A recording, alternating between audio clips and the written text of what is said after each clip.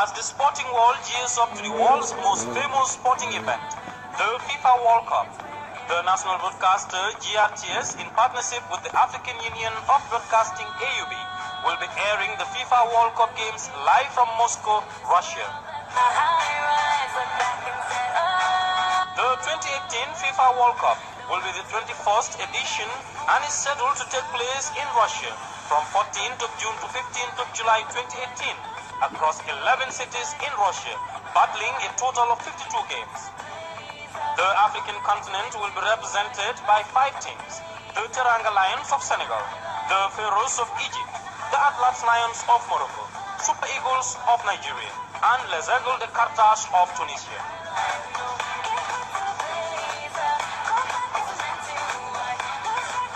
The tournaments unleash talent from across the world as football stars lead their countries to victory.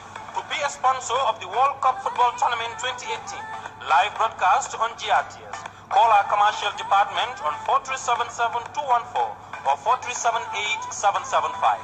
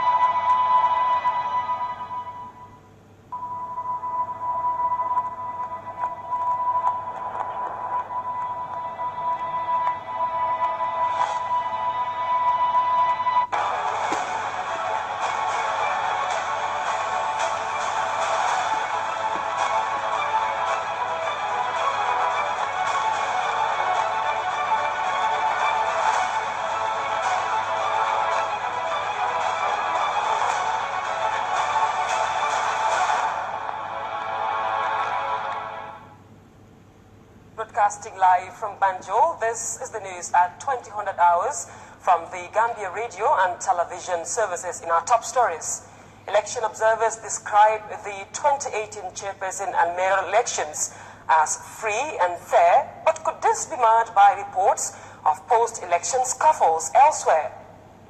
And after weeks of campaigns for the mayoral seats, Banjul and Kanifi municipality elects new mayors, and GRTS speaks to the new representatives entrusted with the planning and development of our cities. And also coming up, the Gambia under-20 football champions extend their winning streak with an impressive 2-1 win against Benin at the Independence Stadium. Elsewhere, a new Ebola alarm surfaces in DR Congo, and this is the country's health minister announces at least 25 Ebola reported cases.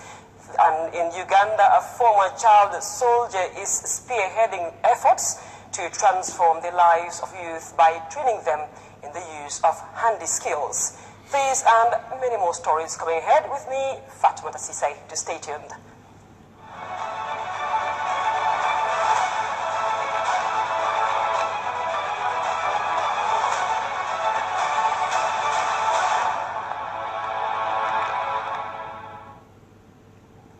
And we begin this bulletin with the much-anticipated Elections Observer Report from the Election Situation Room at the Paradise Suites Hotel, where the media, civil society participants, and the external election observers have been closely monitoring the process and outlook of the just-ended local government polls rounded up by the chairperson and mayoral elections. Here's an excerpt. From 27th April to 10th May 2018, was generally peaceful, and parties and candidates were able to conduct their activities without major disruptions, except in few cases. There were also allegations of vote buying. Notwithstanding, parties and candidates devoted significant time to campaigning, particularly on social media, which resulted to slandering by supporters from the various parties and candidates. Hate speech and inciting languages were particularly observed during this campaign period. Incidents of politically motivated violence, including threats and some clashes between opposing sides, were evident and reported. Observers also noted lack of adequate security provided to campaign rallies in most cases. The CSO coalition notes with concern that some political parties and candidates violated the code on campaign ethics, notably the failure to observe the May 11th campaign-free day. Some candidates were canvassing for votes, particularly within Banjul, contrary to Section 85 of the Elections Act, without any punitive measures taken by the IEC. The CSO coalition further notes with concern the lack on campaign finance regulations. The absence of the regulatory framework enables political parties to spend without ceiling and with limited information on how their campaign finances are being generated. This is bound to create an unequal playing field amongst candidates. Generally, the opening of polls started at a stipulated time, although voting began late in some places, but not later than 30 minutes from opening of polls. Opening process was smooth and peaceful. Procedures were generally followed to ensure secrecy of the vote. However, there were isolated cases where the curtains were translucent and polling staff did not count the marbles before the commencement of voting. Contrary to Section 68 and 69 of the Elections Act, few isolated incidents of voting by at least 2 wrong card holders was noted in voters' cards was detected and prevented. Accessibility for voters with physical disability remains a challenge in many polling stations. Either the booths were situated on sandy surfaces or in rooms or raised platforms with steps to climb. The location of some polling stations in public places such as mosques, markets, and popular streets posed a challenge for many, as the presence of unauthorized persons was inevitable because of the use of those places for other purposes. In some polling stations, entrance to booths was too narrow to allow a voter on wheelchair to enter. The incidence of inducement of voters on behalf of candidates, contrary to Section 70 of the Elections Act, as well as violence was noticed, especially in Banjul. That was the observer report of the just concluded mayoral and chairperson election. And we'll stay with the election because GRTS earlier spoke to the winners of the capital's mayoral seat, Rahim Malik Low, and also spoke to GRTS about our first priority for development in the island city. Here's an excerpt. I feel very happy and humbled. I was so very grateful and I am very thankful to the people of Banjul. Now that you are duly elected into office, what are your first priorities? As I always said in my manifesto, my first priority, my target is the market. Because I've been to the market and I've seen that the woman doesn't have toilets. So this is my first priority. Yes.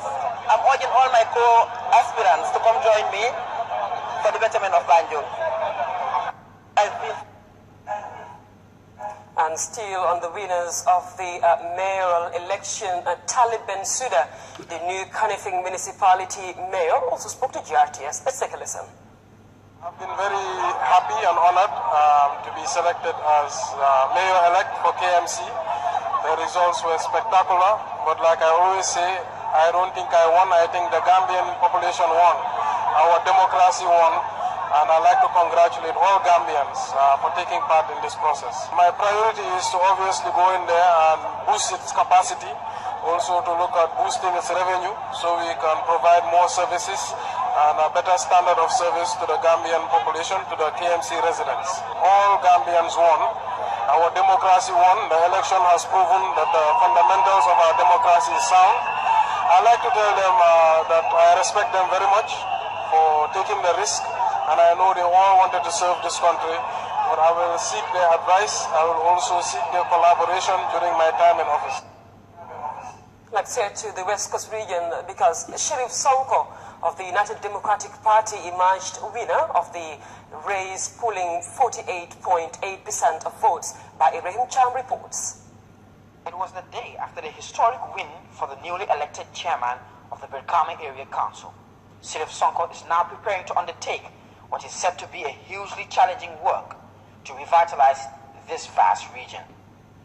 With a total of 32,698 votes, Sheriff Sonko under the UDP ticket won with 48.8% of votes cast by the electorates in the West Coast region. With renewed responsibility and expectation, the new chairperson in his first interview since his election into office spoke of his readiness to live up to expectations of his people. Most of the resources of the West Coast is not been benefiting the people of West Coast. So this is one of the things that we want to focus on, to make sure that all those things come back to the Council of West Coast. Because without having those kind of things, those resources back, to have our taxes from them, it will be very hard to be able to do some certain things. Mr. Sonko has set his sights on key priority areas, including improved economic development for the region, as well as tackling the infrastructural needs of the people of the West Coast region. The drainage system, especially in Brikama, in Kufud, some parts of Sukuta, even in Fonyi, you can see there is no good drainage system in place, which the previous government did not work that thing out, because we are going to the rainy season. When rain comes, it's very tough for people of West Coast, very, very tough. So, learning from the mistakes of the previous administration, the new chairperson of the West Coast region disclosed plans to work with the VDCs to ensure that the region is given the necessary facelift it requires. You have to be in consultation with the councillors. The VDC that people think are not useful, they are very useful in society, in villages, and in terms of national development, VDC is very important. They have a key role to play. So by ignoring those people, it will be very hard for you to achieve your goals. So one has to be very careful about that and put that thing into consideration. For now, the new chairperson of the Brikama Area Council will continue to receive multitude of well-wishers who are trooping his residents at Tubakuta to convey congratulatory messages and words of encouragement. For GRTS News, I'm Ibrahim Cham. Away from politics, we now take a look at other news. With the Gambia Chamber of Commerce and Industry, GCCI, has Friday celebrated 50 years of existence together with their annual business awards, with the theme promoting an exclusive approach towards business excellence. The event was attended by the businessmen and women and government officials. Seydou Kamara has the rest of the story. It was a colorful night for the business community in the country. The Gambia Chamber of Commerce and Industry celebrated 50 years of existence alongside their annual business award ceremony. The theme for this year's business award is promoting an exclusive approach towards business excellence. President of the Gambia Chamber of Commerce and Industry, Mohamed Jagana, explains the mandates of the GCCI, which he said is to foster the business growth of men and women in the country. Jagana highlighted some of the achievements the Chamber gained since its inception. We have directed this institution with the best governance and management practice, which is reflected in the increase of our turnover from 8 million in 2013 to today hovering around 19 million. The GCCI has vastly expanded our MSE, youth, women, and introduced even a startup membership fee to encourage young Gambians who just started their business to be members of the GCCI. Night also witnessed the launching of 2 books written by Abdullah Toure, the title Milestone History Achieved of the GCCI and Selected Speeches. Guest speaker of the night, Ami Bensouda, underscored the way forward in promoting an exclusive approach towards business excellence in the Gambia. How do we promote an inclusive approach to business excellence? It is a well-known, tested and accepted paradigm that it is only through inclusive approaches in all sectors and at all levels that we can hope to unlock and harness the potential of our communities, to break the cycle of poverty in which so many are trapped. There is sufficient research out there to support such a hypothesis. My experience have taught me, and I also firmly believe, that the private sector is the key to unlocking the potential and capacity in people to lift themselves out of poverty. Bensouda further said, as a country, particularly and institutions like the Chamber, can promote an exclusiveness that will expand the private sectors to all communities and thereby stimulate and accelerate growth On the other hand, business owners should deploy and promote exclusive approaches for drive business excellence. Exercising all these findings, one can define an inclusive approach to business excellence as one where one will look to make healthy profits or create value for shareholders through happy, motivated employees.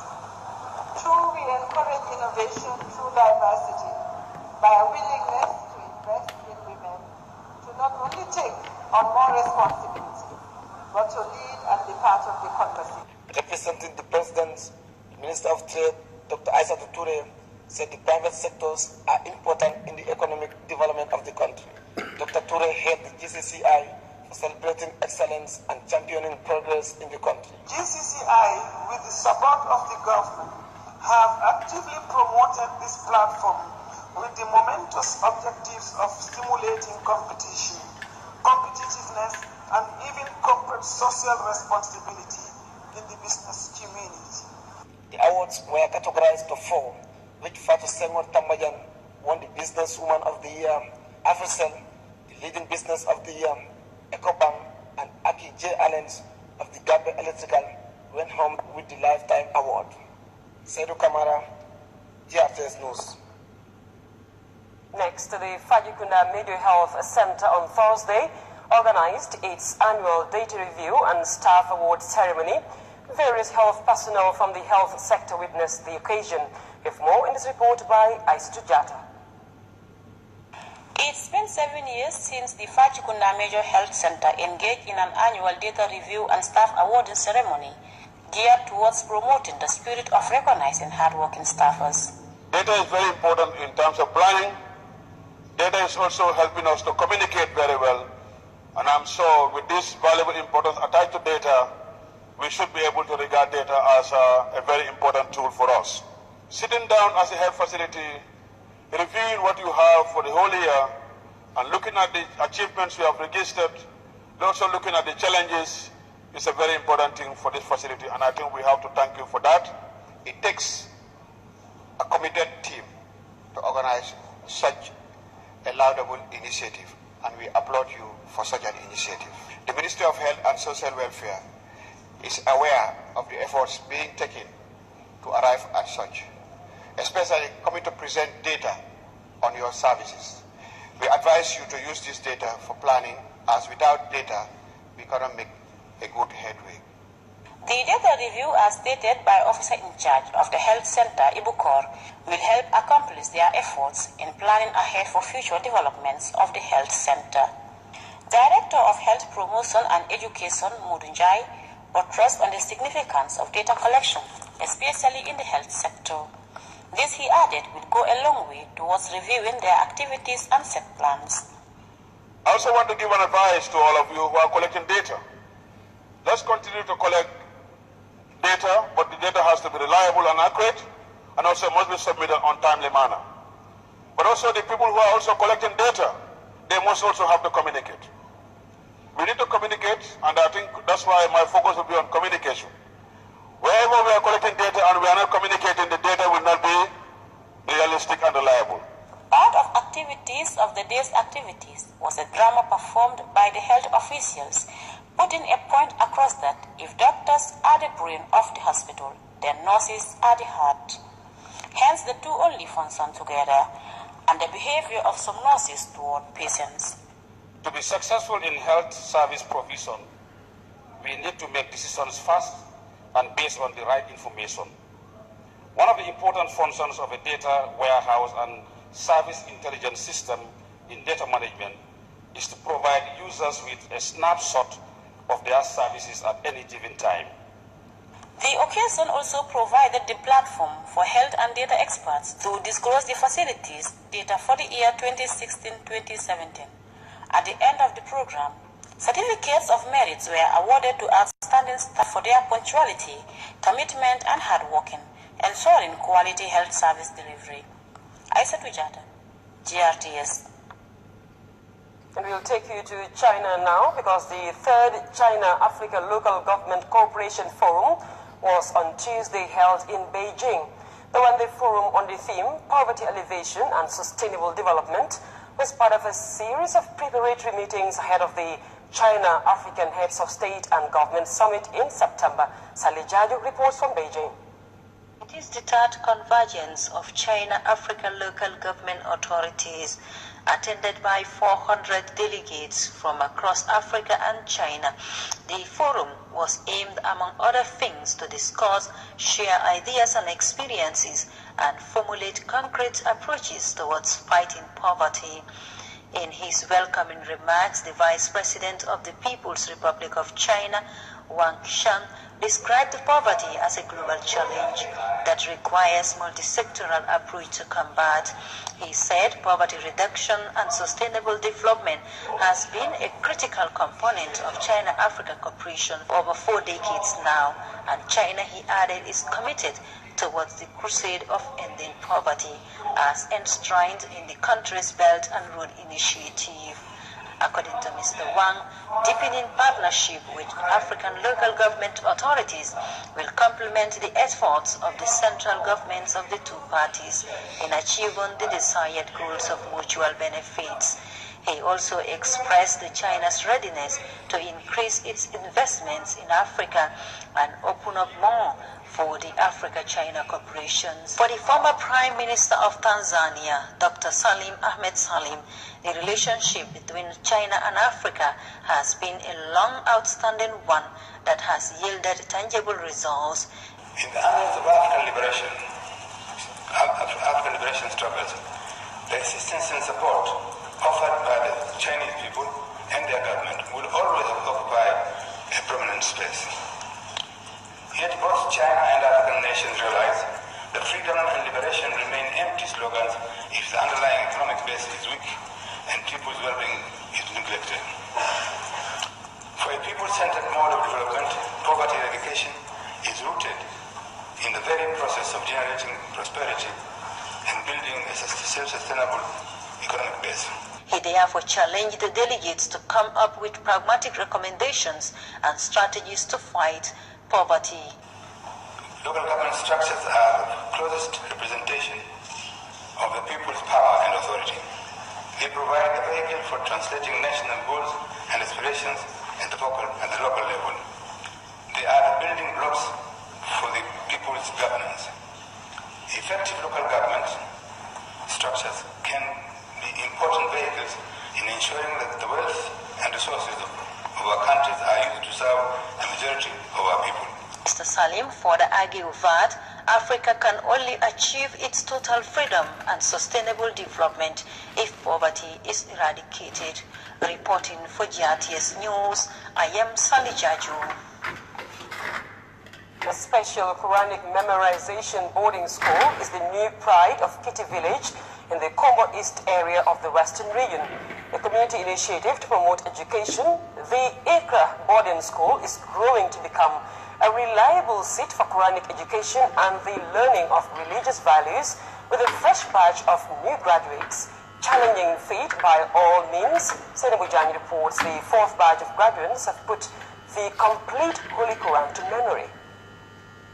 In Kitty, a special boarding school specializing in Quranic memorization is fast becoming the new pride of the settlement, which has become an important town in the Combo East area of the West Coast region.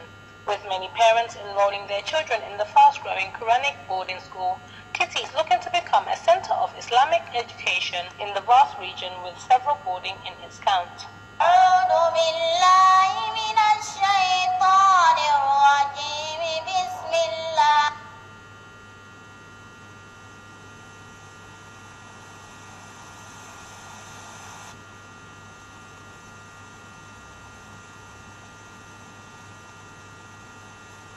Unlike many fields of study, Quranic memorization requires special attention to accomplish. However, as the boarding school finally graduates its fourth batch of 6 students, villagers and school officials are confident and upbeat about the future of their ambitious educational drive. The students recited verses from the Holy Quran for the colorful audience of parents, teachers, and special guests who called all the way to witness the special event. Parents and scholars were present to witness their children recite the Holy Quran.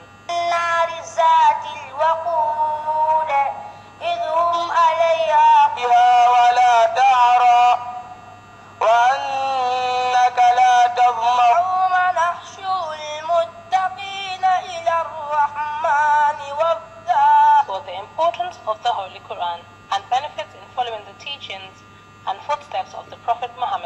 sallallahu alaihi wasallam. Shirif Keba Haidara donated $10,000 to the students of the Ikra boarding school in a show of appreciation for efforts to advance religious education and knowledge seeking. Alaji Dugane Danso, the founder of the school, had a few words for the graduates.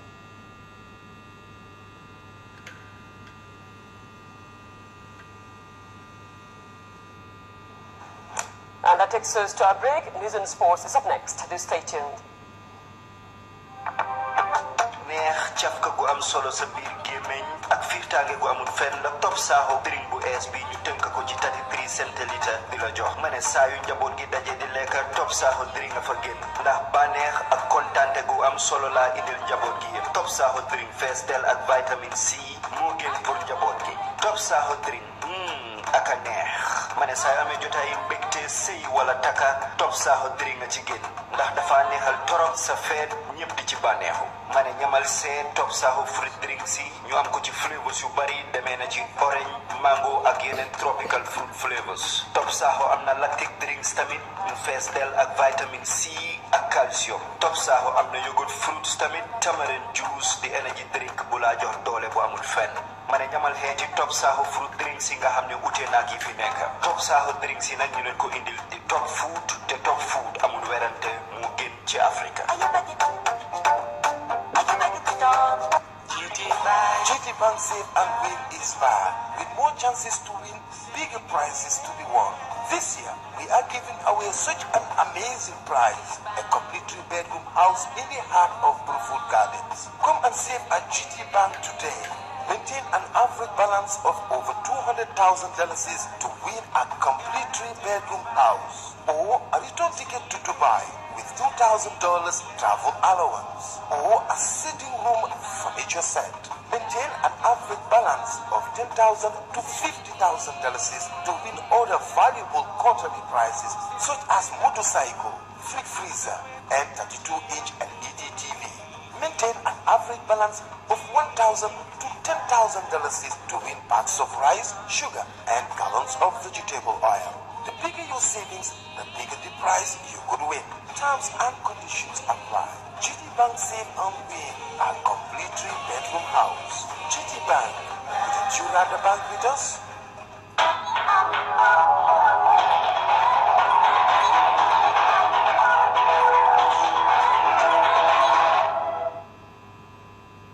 Welcome back. Let's take a look at some news in sports because the newly crowned champions of the WAFU Under-20 Championship have continued their impressive run with a vital 2-1 win against Benin earlier this evening at the Independence Stadium.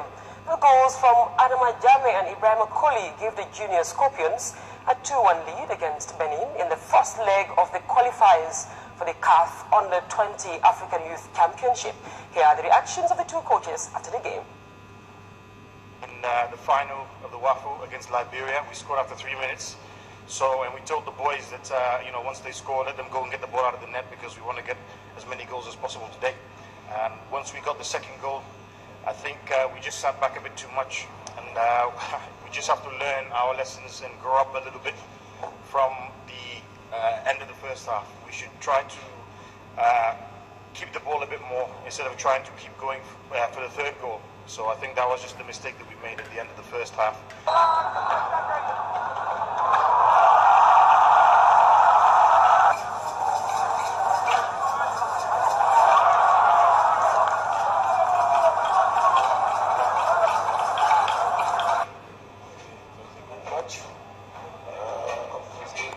I played against a very good team. That I noticed that the Gambia team is a team that they've been together for long. They are just coming out from a competition that they won. So it was a good game. I told my players from the beginning it's going to be the way it is from the first half because they are champions team. They are playing in front of their crowd. They want to show their crowd that they are there. So that is what happened. And, my team, I have some new players that have not gone out for such competition before. So it is on the team for the first half. So that is it. Coach, ma question c'est en français. Votre réaction après le match, on International news is up next after this break. Stay tuned. Can you get half the price, double the data, and 10 times the speed? Yes, only with AfriCell. Your favorite GSM operator, AfriCell, has done it again. AfriCell has brought you an unbeatable offer. Buy a MiFi router or a data card for half the price, double the megabytes, and get a speed 10 times faster. Yes! Get a MiFi router today for only $2,000 and get 4 gigabytes of internet data for free. This is what the company with the fastest internet speed in the country can do. Say what? And that's not all. You can also buy a data card for only $1,500 and get 2 gigabytes of internet data for free. This is an offer no one dares to match. Where AfriCell goes, no one has the speed to follow.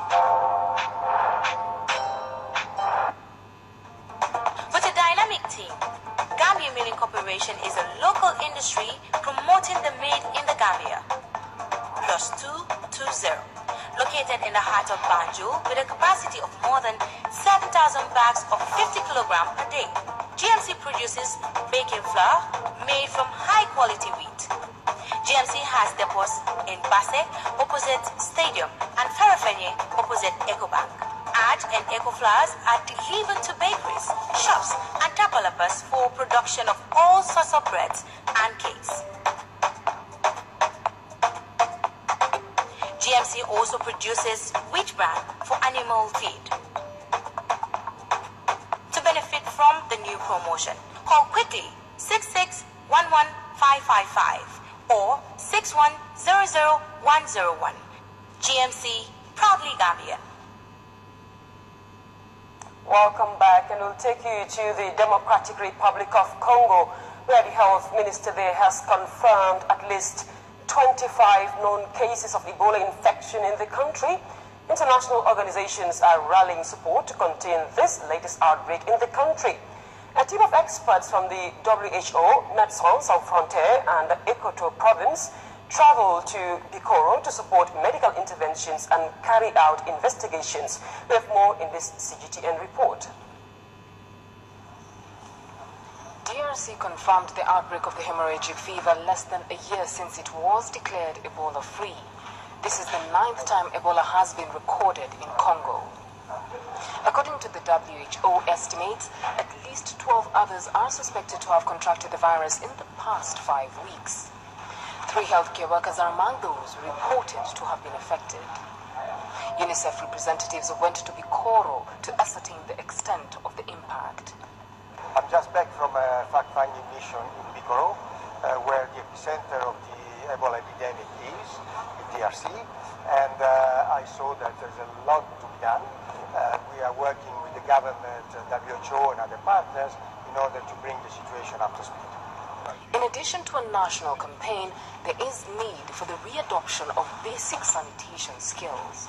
UNICEF's role is the role that we play all the time, in the sense that we take care of water and sanitation. We will have to bring that behavior back, in washing hands with chlorine, in taking temperature in schools, in public places, in health centers, everywhere. Basically, we are also working on helping wherever is needed in terms of the care facilities, because that is something which is very, very much in need to be done. The average fatality rate among those infected with the virus is about 50% according to the WHO, and with limited capacity among healthcare providers, World Health Organization says it's preparing for the worst. Beryl Oro, CGTN. From DR Congo to Uganda, where a former child soldier has set up a workshop in the northern part of the country. Here, Louis Lacour is helping upskill other youths that were also victims of the Lord's Resistance Army rebel group. The workshop teaches them handy skills to help them turn their lives around. CGTN's Beryl Oro has more. This is Louis Lacour. At the age of 7, he was an armed fighter for the Lord's Resistance Army, a rebel group that terrorized Uganda for decades. They abducted him and forced him to become a child soldier. 4 years later, Lacour escaped from the rebel group and returned to his village in northern Uganda. When I came back from the bush, I only know fighting. I only revenge, because the way they've been torturing us from there was too painful.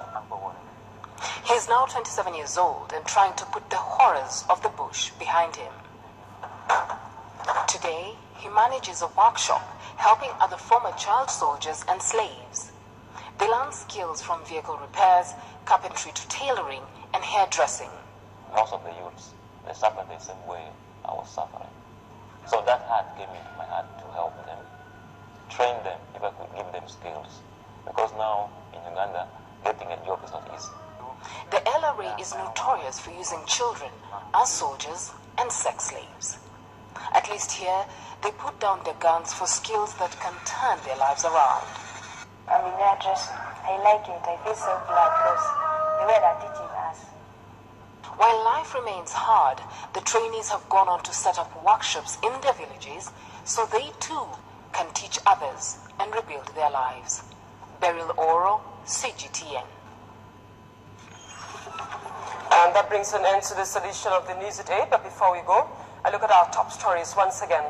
Election observers described the 2018 chairperson and mayoral elections as free and fair, but could this be marred by reports of post-election scuffles elsewhere?